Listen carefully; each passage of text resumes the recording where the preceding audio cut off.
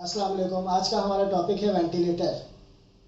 What is ventilator, indication of the ventilator and ventilator modes.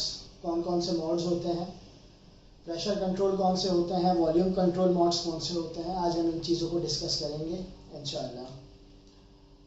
Ventilator शुरू करने से पहले ये बात समझ लीजिए, लोगों में अक्सर मिसकॉन्सेप्ट है कि वेंटिलेटर जो है कोई ट्रीटमेंट करने की मशीन है।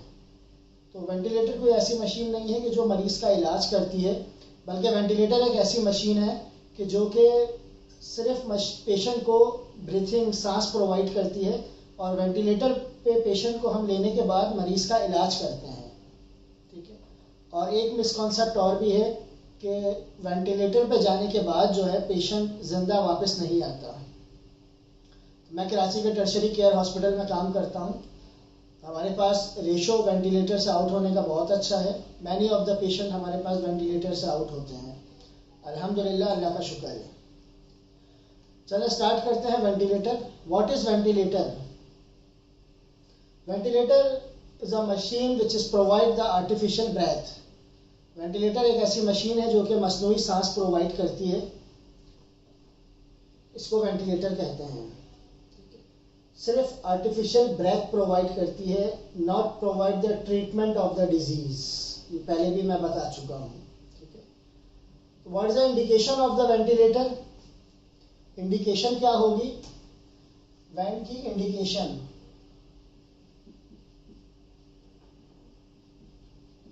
Indication of the ventilator. If the patient have the GCS level below less than 8, अगर आपके पेशेंट का GCS लेस देन 8 है, यानी 7 का GCS है या उससे ज़्यादा कम है, तो this is the indication of the ventilator. ठीक है। इसके अलावा वेंटिलेटर की जो इंडिकेशन है, आपके पेशेंट को हाइपोक्सिया है, सीवियर हाइपोक्सिया या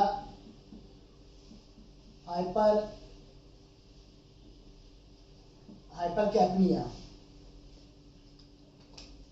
first indication is the GCS is the less than 8 से कम का GCS हो, या पेशेंट को सीवियर हाइपोक्सिया हो। हाइपोक्सिया मीन ऑक्सीजन की कमी जो है, और उसकी हाइपोक्सिया की वजह से उसकी ब्रीथिंग कॉम्प्रोमाइज हो रही हो, पेशेंट जो है वो कोलैप्स हो सकता हो। तो ऐसी कंडीशन में हम, और ये हाइपोक्सिया अगर CPAP से मैनेज ना हो रहा हो, तो हम पेशेंट को इंटुबेट करते हैं, वेंटिलेट करते हैं। इसी तरह हाइपरकैप्निया, हाइपरकैप्निया का मतलब होता है कि increase the carbon dioxide level in the blood. तो पेशेंट की PCO2 बढ़ना शुरू हो जाती है।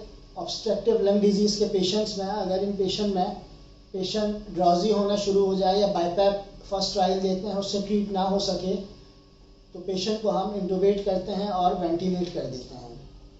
ठीक है। इसके अलावा many of the indication of ventilator हैं कि पोस्ट न्यूरोसर्जरी पेशेंट्स को, पोस्ट कैबेज बाईपास के पेशेंट्स को, many of the patient acute pulmonary oedema, इन सारे मरीजों को वेंटिलेट किया जाता है। तो ये हो गई सारी इंडिकेशंस। अब इंडिकेशंस के बाद हम स्टार्ट करते हैं modes of the ventilator.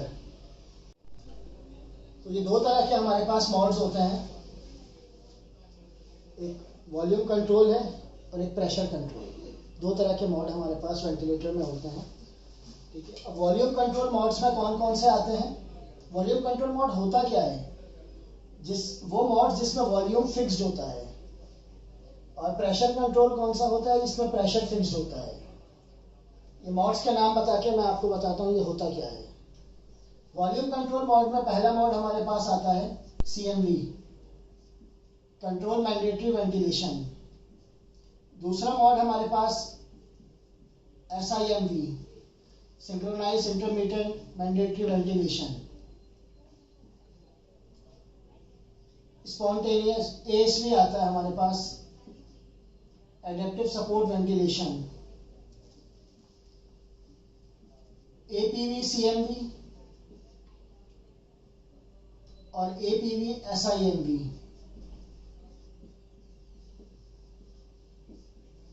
Adaptive pressure ventilation, control mandatory ventilation, APV CMV, APV SIMV। ये होगा वॉल्यूम कंट्रोल के मोड्स। प्रेशर कंट्रोल में हमारे पास जो मोड्स आते हैं वो pressure CMV, pressure SIMV, pressure support ventilation और स्पॉन्टेनियस। ये मोड्स हैं हमारे पास। Volume control modes CMV, SIMV, ASV, APV CMV, APV SIMV। Pressure control PCMV, PSIMV, P stand for the pressure। Pressure support ventilation PSV और spontaneous mode. अब ये इस पर होता क्या है,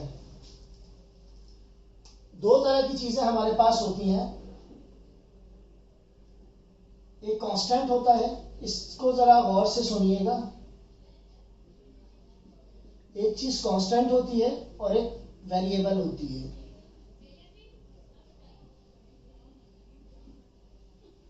दो चीजें वेंटिलेटर में, graphical representation of the ventilator दो चीजों पे बेस करती है। एक कांस्टेंट होता है और एक वेरिएबल होता है। कांस्टेंट क्या चीज होती है? कांस्टेंट के वैसे लफ्जी मायने हैं, कोई चीज मुस्तकिल फिक्स हो तो उसे कांस्टेंट कहते हैं। और वेरिएबल वो चीज होती है जो टाइम टू टाइम चेंज होती रहती है। ठीक है, तो अब इसमें जो चीज कांस्टेंट है वो बिल्कुल 100% कांस्टेंट नहीं है। एक फिक्स लिमिटेशन टाइम के लिए हमने उसे कांस्टेंट किया है। और वेरिएबल जो है वो तो चेंज होती रहती है। ठीक है, अब अगर हम आते हैं वॉल्यूम कंट्रोल मोड की तरफ, तो वॉल्यूम कंट्रोल मोड में हम सेट करते हैं वॉल्यूम हम सेट करते हैं पेशेंट का। सपोज कि हमने टाइडल वॉल्यूम पेशेंट का सेट कर दिया है 500। तो वॉल्यूम कंट्रोल के जितने मोड्स में उसमें हमने वॉल्यूम फिक्स कर दिया। और इसमें जब वेंटिलेटर प्रेशर डिलीवर करेगा तो ये आप और मैं डिसाइड नहीं करेंगे कितना प्रेशर आएगा, ये वेंटिलेटर खुद उसको मैनेज करेगा, खुद डिलीवर करेगा कि इसमें इतना प्रेशर डिलीवर होगा। ठीक है, तो इसमें वॉल्यूम मोड में वॉल्यूम कांस्टेंट होता है यानी फिक्स्ड, और प्रेशर जो है वो वेरिएबल होता है यानी चेंज होते रहते हैं आपस में। समझ आ रही है आपको? जी। थोड़ा जोर से बोले। जी सर, समझ आ रही। Thank you.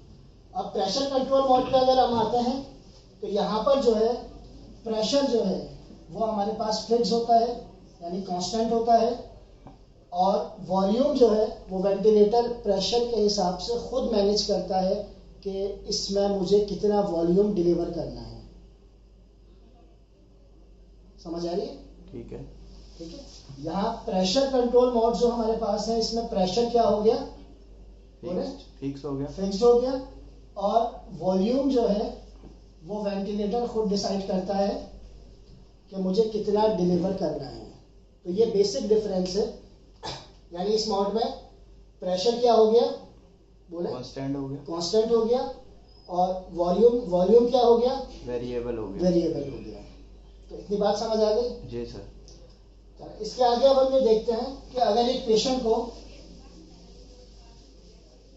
ग्राफिकल रिप्रेजेंटेशन में graphical representation of the ventilator, आप लोगों ने वेंटिलेटर देखे होंगे, उसमें ग्राफ बने हुए आ रहे हैं।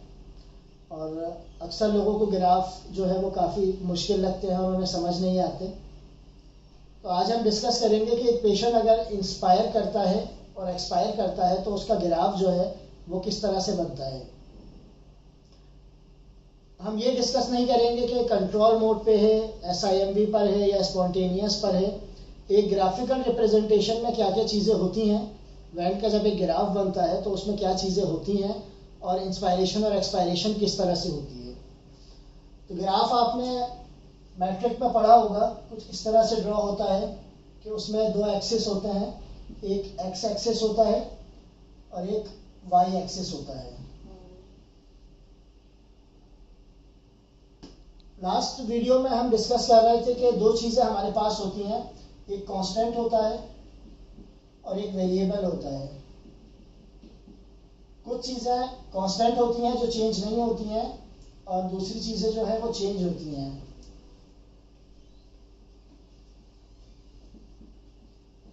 तो यहाँ पर हम जस्ट सपोजिशन डिस्कस कर रहे हैं कि ये ग्राफ है, ये एक्स एक्सिस है और ये वाई एक्सिस है, ये इसका 0 पॉइंट है। अब यहाँ से नंबरिंग स्टार्ट हो रही है 1 2 3 4 5 6 इस तरह से चलती जा रही है, और यहाँ ऊपर की तरफ भी सेम एज इसी तरह से। कांस्टेंट में एक चीज फिक्स होती है और दूसरी चीज जो है वेरिएबल होती है, जो कि चेंज होती रहती है। अब जब हम नॉर्मली सांस लेते हैं या पेशेंट वेंटिलेटर पर सांस लेता है तो हम कभी सांस हल्का लेते हैं, कभी तेज लेते हैं, कभी डीप लेते हैं, कभी छोटा, तो ये चेंज होता रहता है, मगर टाइम जो है वो फिक्स चल रहा होता है। तो एक्स एक्सिस पे हम जो है यहाँ पे लेते हैं टाइम, ये फिक्स है, और यहाँ पे हम लेते हैं pressure, suppose not on the CMV, pressure CMV या वॉल्यूम CMV। अब एक पेशेंट जब अपनी सांस लेना शुरू करता है तो ग्राफ जो है मैकेनिकल ब्रेथ की ग्राफ इस तरह से उठता है और यहाँ पर आके ब्रेक डाउन होता है और फिर यहाँ से वापस डिप होके नीचे आ जाता है। तो जब पेशेंट ब्रेथ इनिशिएट करता है, सांस लेना शुरू करता है, तो यहाँ से ग्राफ स्टार्ट होता है, ऊपर उठता है और यहाँ पर इंस्पायरेशन एंड हो जाती है। ये पोर्शन, ये वाली जो ग्राफिकल रिप्रेजेंटेशन आ रही है, इसको हम कहते हैं इंस्पायरेशन, और यहाँ पे जब हमारी इंस्पायरेशन एंड होती है, इस पोर्शन को हम कहते हैं PIP, पिप, पॉजिटिव इंस्पायरेटरी प्रेशर। और फिर यहाँ से सांस जो है वापस एक्सलेशन होती है और एक इंस्पायरेशन एक्सपायरेशन एंड हो जाती है।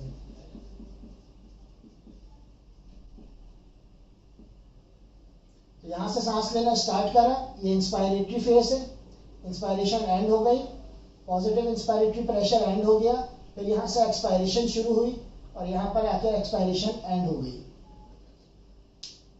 अब अगर यहाँ बीच में से मैं एक लाइन ड्रॉ कर लूं तो जाहिर है इंस्पायर करते हुए कुछ टाइम लगा होगा और एक्सपायर करते हुए भी कुछ टाइम लगा होगा। तो ये मिड लाइन के इधर वाला पोर्शन जो है, इसको हम कहते हैं TI और इसको हम कहते हैं TE, यानी ये इंस्पायरेटरी टाइम है और ये एक्सपायरेटरी टाइम है। मैकेनिकल ब्रेथ में जब मैकेनिकल ब्रेथ पेशेंट लेता है तो ग्राफ इस तरह से उठता है, इंस्पायरेटरी फेज, यहाँ पे इंस्पायरेशन एंड होती है और ये एक्सपायरेटरी फेज। ठीक है, अब नेक्स्ट वीडियोस में हम ग्राफिकल रिप्रेजेंटेशन को मजीद डिस्कस करेंगे कि कंट्रोल ब्रेथ में ग्राफ किस तरह से बनता है और स्पॉन्टेनियस ब्रेथ में किस तरह से ग्राफ बनता है। तो आप जो है नेक्स्ट वीडियो में हमारे साथ रहिएगा ताकि आपको नंबर्स के साथ साथ graphical representation of the ventilator भी समझ आना शुरू हो। लास्ट वीडियो में हमने डिस्कस किया था कि assisted breath, mechanical breath and spontaneous breath किस तरह से बनती हैं। वेंटिलेटर ग्राफिकल रिप्रेजेंटेशन जो है वो दिखने में तो काफ़ी मुश्किल समझ आती है, शायद सही तरह से पढ़ाई नहीं जाती। तो अगर आप वेंटिलेटर ग्राफिकल रिप्रेजेंटेशन को देखना चाहते हैं तो मेरे लास्ट लेक्चर देखें, उसमें मैकेनिकल ब्रेथ कैसे होती है, ग्राफिकल रिप्रेजेंटेशन, असिस्टेड ब्रेथ और कंट्रोल ब्रेथ, स्पॉन्टेनियस ब्रेथ। आज हम डिस्कस करेंगे स्केलर्स को, wave form of the ventilator. Scalars जो होते हैं, 3 तरह के स्केलर्स होते हैं। एक हमारे पास प्रेशर टाइम होता है कर्व, वॉल्यूम टाइम कर्व होता है और एक फ्लो टाइम कर्व होता है। 3 तरह के कर्व हमारे पास होते हैं। तो सबसे पहला जो है प्रेशर टाइम कर्व पे जब पेशेंट ब्रेथ लेता है तो किस तरह से ग्राफ बनता है, हम इसको देखेंगे। एक्स एक्सेस, दूसरा वाई एक्सेस, ये 0 पॉइंट है, यहाँ पर हम लेंगे प्रेशर को और नीचे हम लेंगे टाइम। प्रेशर टाइम कर्व पे जब ग्राफिकल रिप्रेजेंटेशन में पेशेंट इनहेलेशन करता है तो इनहेलेशन जब फेफड़ों में हवा भरना शुरू होती है तो इस तरह से ग्राफ उठता है। ये सारा इंस्पायरेटरी फेज है और यहाँ पर एक पीक पे आके ड्रॉप हो जाता है जिसको हम PIP पिप कहते हैं। यानी पीक इंस्पायरेटरी प्रेशर। और जब यहाँ रुकता है उसके बाद जब सांस बाहर निकालता है तो ग्राफ ऐसे वापस अपनी बेस लाइन पे वापस आ जाता है। तो इस तरह से प्रेशर टाइम कर्व पे इनहेलेशन और एक्सहेलेशन जो है वो एंड होती है। समझ आ रही है आपको? जी सर। गुड। इसी तरह इसको अगर बीच में हम सेंटर से लाइन ड्रॉ कर दें तो ये आपका इंस्पायरी टाइम है और ये आपका एक्सपायरी टाइम है। इसके बरक्स वॉल्यूम टाइम कर्व पे जब वॉल्यूम टाइम का जब कर्व बनता है तो वॉल्यूम टाइम का कर्व इससे डिफरेंट बनता है। X axis, Y axis, flow time का देखते हैं पहले, वॉल्यूम का इसके बाद देखेंगे। यहाँ पे अगर हम फ्लो ले लें और यहाँ पे हम टाइम ले लें, ये 0 है। अब जब फ्लो टाइम का कर्व बनेगा तो वो इससे चेंज बनेगा जैसे ही वेंटिलेटर जो है पेशेंट में हवा भरना शुरू करेगा, इनहेलेशन होगी, तो ये फ्लो टाइम का कर्व ऐसे उठेगा और अपना प्रेशर मेंटेन करेगा। यानी लंग इन्फ्लेट जो होगा, इन्फ्लेशन जो है उसको मेंटेन करके रखेगा। इंस्पायरेशन जब पूरी होगी तो यहाँ पर 1 सेकंड के लिए जो है वो यहाँ पे पीक फ्लो हो जाएगा, 1 सेकंड के लिए होल्ड होगी और उसके बाद जो है सडन यहाँ से वापस डाउन होगा और डाउन होकर ऐसे नीचे की तरफ आएगा और ये एक्सहेलेशन पॉइंट आपकी आ जाएगी। यानी ये आपका इंस्पायरेटरी फेज है और ये नीचे वाला आपका एक्सपायरेटरी फेज है। यहाँ पर इंस्पायरेशन जैसे उठी और यहाँ आके एकदम स्टॉप हुई है पीक इंस्पायरेटरी प्रेशर, तो ये पीक इंस्पायरेटरी प्रेशर जो है ये अगर फ्लो टाइम के आप कर्व पे देखें तो ये वाला है, ये पॉइंट। यहाँ से इंस्पायरेशन ऐसे उठी है, यहाँ तक आई है, 1 सेकंड के लिए होल्ड हुआ है। फ्लो टाइम के कर्व पे इनहेलेशन उठेगी, फ्लो मेंटेन करेगा और यहाँ पे 1 सेकंड के लिए होल्ड होगा। यहाँ पर एक्सपायरेशन ऐसे डाउन हो जाएगी और यहाँ पर जो है एकदम ग्राफ नीचे तक आएगा और फिर ये एक्सपायरेशन आएगी। ये दोनों ग्राफ साथ साथ चलते हैं, ऊपर नीचे एक साथ। अब इसी तरह वॉल्यूम टाइम पे अगर आप देखें, एक्स एक्सिस, वाई एक्सिस, ये 0। वॉल्यूम टाइम पे जो है हमारा जब ग्राफ उठेगा तो सेम एज ऐसा ही होगा, इंस्पायरेशन उठेगी और ये एक्सपायरेशन हो जाएगी, ये आपका पिप हो जाएगा। इसको लाइन ड्रॉ करेंगे तो इंस्पायरेटरी टाइम और एक्सपायरेटरी टाइम। इसी को अगर आप कंसीडर करें कि आपका पेशेंट जो है एयरवे रेजिस्टेंस अगर आपने चेक करनी हो, आपका पेशेंट जो है वो पीक फ्लो ज़्यादा बना रहा है, पीक प्रेशर वेंटिलेटर पे अगर ज़्यादा बन रहा है तो प्रेशर टाइम कर्व पे if the rise peak pressure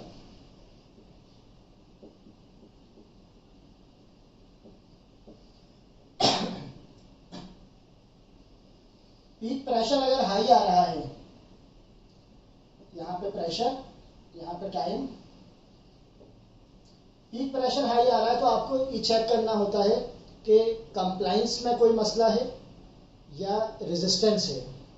यानी आपके जो है वो रेस्पिरेटरी पाइपलाइन जो है, ट्रैकिया जो है, ट्रैकियल डिविजन्स हैं, इसमें कोई मसला आ रहा है या लंग्स में मसला है। तो ये चेक करने के लिए आप वेंटिलेटर के कंट्रोल्स को जब खोलेंगे तो उसमें एक पॉज होता है, देखा है आपने पॉज?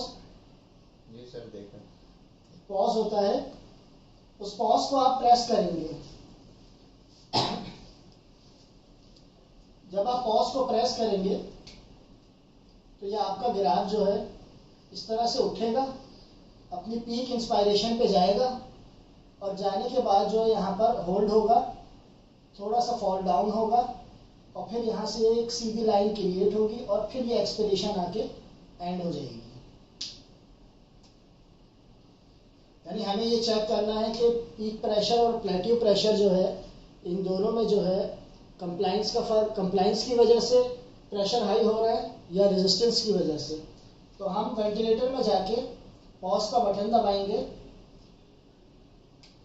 जैसे ही पॉज का बटन दबाएंगे तो यहाँ पे तो ये पिप आ गया, पीक इंस्पायरेटरी प्रेशर। उसके बाद एक फॉल डाउन होगा और एक सीधी लाइन क्रिएट होगी, इसको हम कहते हैं पी फ्लैट, यानी प्लेट्यू।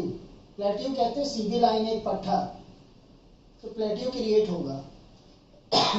इसके बाद हम दोनों की वैल्यूज को देखेंगे, जिससे हमें पता चलेगा कि मसला जो है वो कंप्लायंस का है या रेजिस्टेंस का है।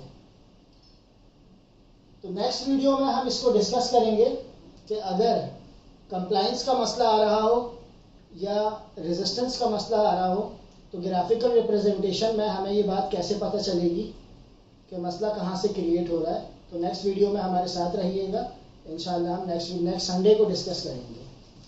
अस्सलाम वालेकुम। We was discussing about the graphical representation of the ventilator. The patient take the mandatory breath, control breath and the spontaneous breath. So how graph shows at the screen of the ventilator the mandatory spontaneous breath of the ventilator. Now we are starting the next mode, APRV. APRV mode of the ventilator. APRV, airway pressure release ventilation.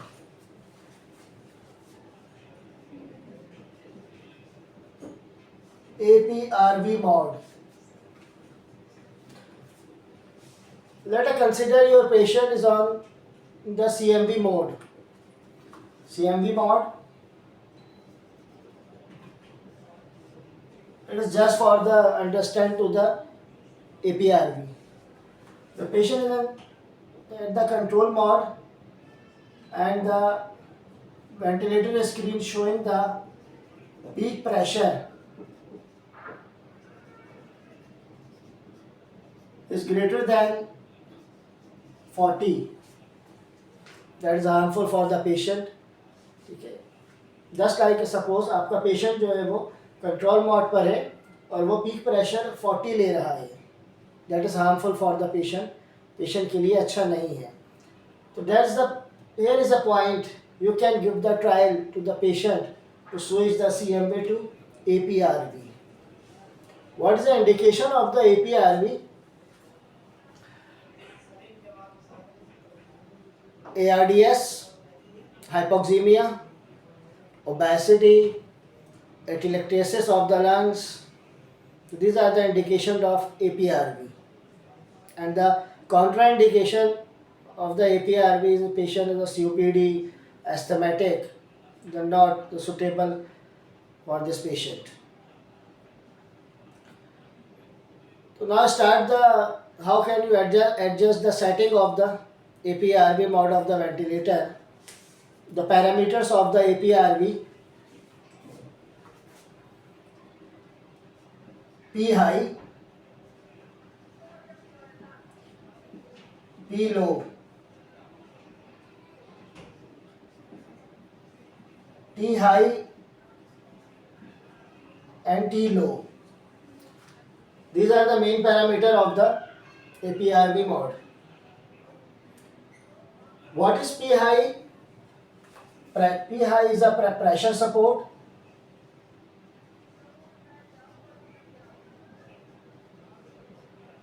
And you can say it CPAP. और T high क्या है? You want to deliver in how many seconds? Your alveoli is open in the APRV. यानी आप जो pressure support आप दे रहे हैं उसमें एल्वोलाइज कितनी देर तक ओपन रहे हैं, आपकी कितने सेकंड्स तक. It's a T high, 12 second तक आपकी एल्वोलाइज ओपन रहे हैं, 6 सेकंड तक, this is T high.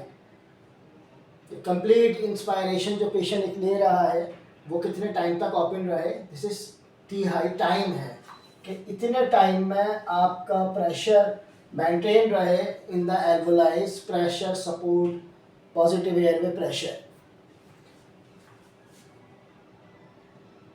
And what is P low? P low is a PEEP,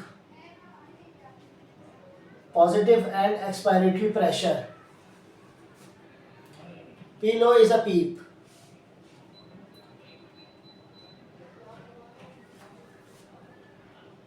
And T low is a shorter expiry, exhalation. अब how can you adjust these parameters on the APRV mode? So, I want to tell you by the drawing of a graph.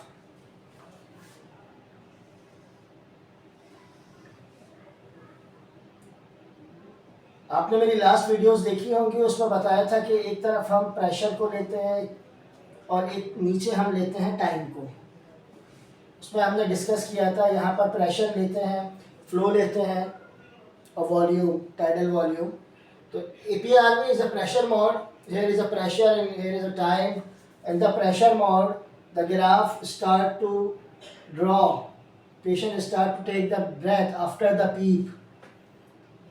You adjust the PEEP at the ventilator 5 to initiate the breath from the 5, not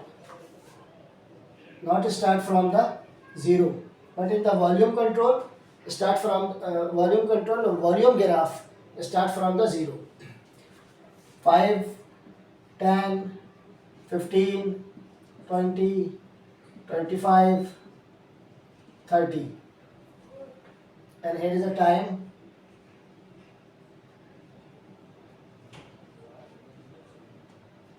One second, 2 seconds, 3 seconds, 4, 5, 6 seconds.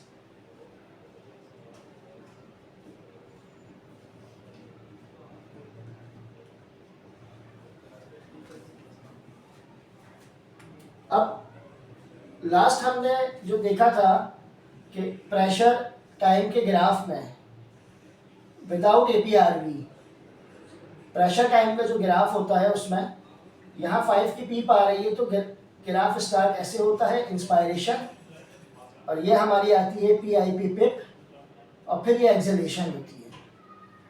ये area जो होता है ये हमारा पीप होता है. तो same as after the PEEP in the APRV, यहाँ से आपकी इनहेलेशन स्टार्ट होगी. तो ग्राफ कैसे बनता है? Just like it.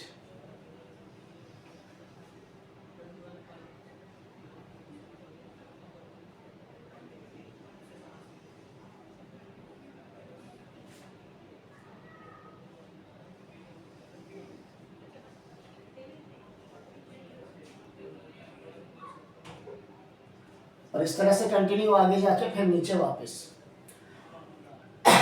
Sorry. What is this? The wavy graph. This is showing the spontaneous breath of the patient. The patient is taking breath. ठीक है. अब कितने सेकंड में पेशेंट ब्रेथ ले रहा है, ये कहाँ, देखिए ये प्रेशर है, ये डिलीवर हो रहा है. प्रेशर जो स्टार्ट हुआ और कहाँ तक गया, और प्रेशर सपोर्ट जो स्टार्ट हुई वो कहाँ तक आई, इसको आप कंसीडर कर लें 25. तो आपका P हाई जो हो गया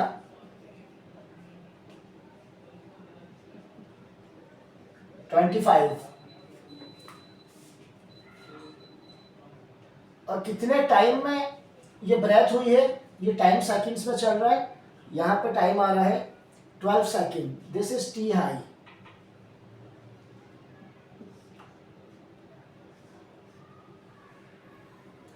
T high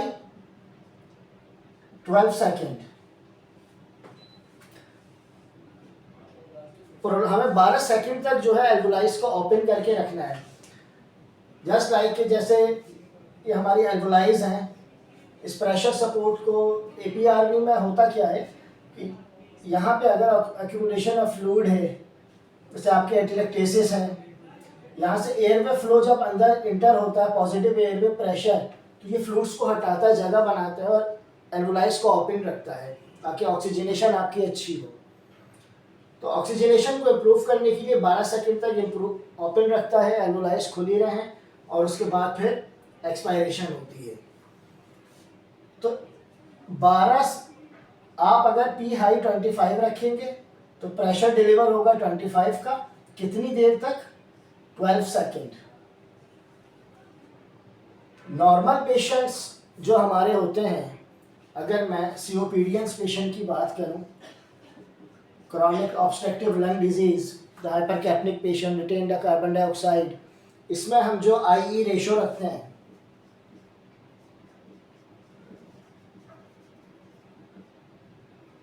1:2, this is normal, 1 inspiration, 2 expiration. Hypercapnic में we increase the exhalation, expiration, 1:3, 1:4.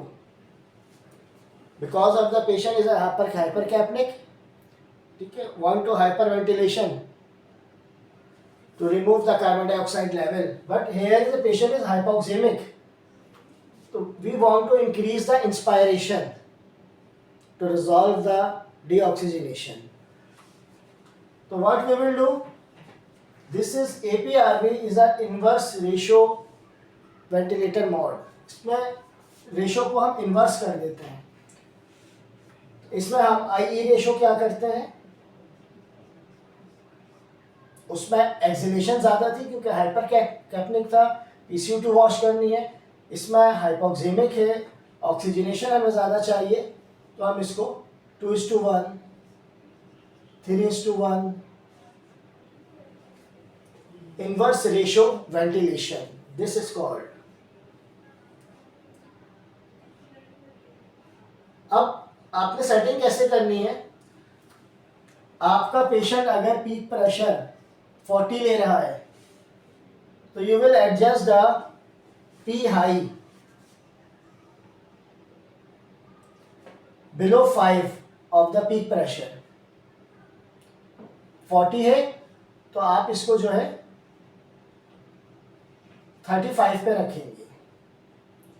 अब 12 सेकंड में ब्रेथ हो रही है और दिस इज टी लो।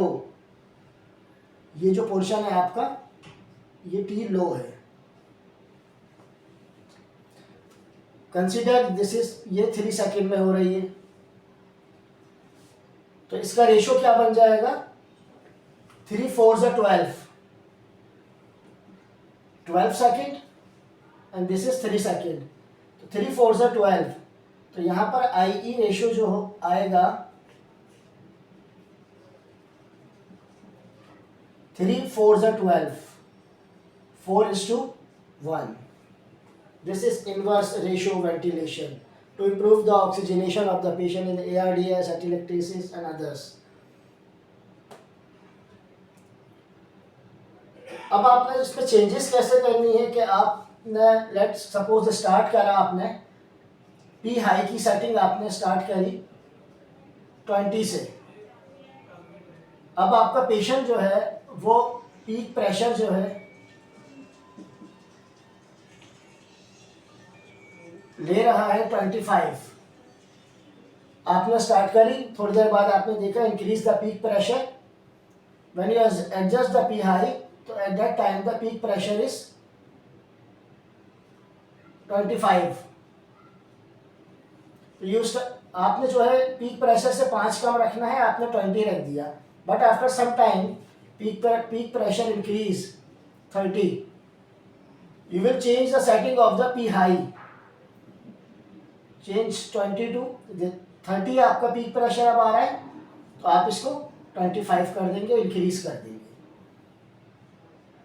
तो इस तरह से आपने ऑक्सीजनेशन इंप्रूव करनी है, और जब आपका पीक प्रेशर लो होता जाएगा तो वेंटिलेटर खुद ही एडजस्ट कर लेगा, इसको खुद ही नीचे डाउन कर देगा 5। तो these are the method to adjust the parameters of the APRV at the ventilator.